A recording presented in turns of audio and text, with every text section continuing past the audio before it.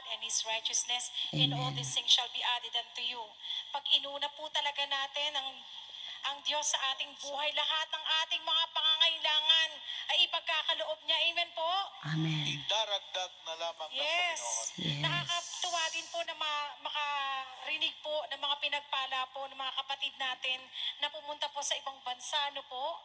Talaga naman pong pinagpalang siksik, liglig at umaapaw. Kaya naman po tayo pong lahat ngayon pa lang, inaangkin na rin po natin na tayo po siksik, liglig at umaapaw. Amen, Nabiyaya po amen. ang ating kakamtin. Buhat Yes. po sa ating dakilang Yahweh El Shaddai. Amen. At ang susunod naman po, mula naman po sa Quezon City, si Sir Ami Natividad. Purihin ng Diyos. Good afternoon po and blessed day sa inyo lahat. So nais ko pong, I want to give all the honor and praises to Yahweh El Shaddai. Sabi kanina sa kanta, I will proclaim how wonderful and majestic your name is. Ay, andito po ako ngayon. Ang hina, Lord. Year Ba't may... 2009, anniversary po sa Luneta. Hinanap po ako ng husband ko kasi sa laboratory exam ko, it was found out na low hemoglobin na po kasi at that time, sobra po yung menstruation ko.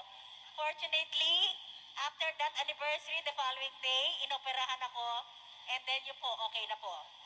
So, another thing, anniversary po namin last July 13. Napakabuti ni Lord. Kasi nga bilang coordinator, talagang you really have to think twice. Okay? Kasi po ang naging main celebrant po namin is Bishop Ontioco of Diocese of Cubao. And then together with the three priests ng ating paris, ng aming paris. And then napakabuti ni Lord, alam niyo naman pag coordinator, kailangan din natin ng finances. Ang ginawa ko po ay talaga I soak myself in prayers. Okay? Tapos inisip ko yung sa Ephesians 4:20, sabi niya, ang Diyos na makagawa ng higit pa sa aking iniisip. Okay? And then sabi noon, seek ye first the kingdom of God. As you will receive lahat ng promises ni Lord, talagang binitawan ko sa Panginoon through prayer. So fortunately po, talagang naging successful po ang anniversary po namin, which is 26th anniversary. Bilang coordinator, parang sabi ko, one-man army ata ako. Kasi inactive po yung aking assistant, pati yung secretary-treasurer, hindi nagpapakita last time. So napakabuti ni Lord. Kasi nga yung finances, hiningi ko sa husband ko. May mga kapatid po kami na from abroad. Tapos yung mga dating umaattend, talaga they really give in for help, no? So napakabuti ng Panginoon. Maraming salamat din po sa support nila Brother Rico, ang kanyang mga preachers sa District 3 and 4 and in Quezon City. And then marami din po yung mga nag-support na neighboring parish chapters and prayer group. So napakabuti ni Lord. Another thing po mga kapatid, yung aking pong brother husband and aking grandson naglilingkod na rin po sa parish, no? Okay, bilang special ministers of the Holy Communion and altar server.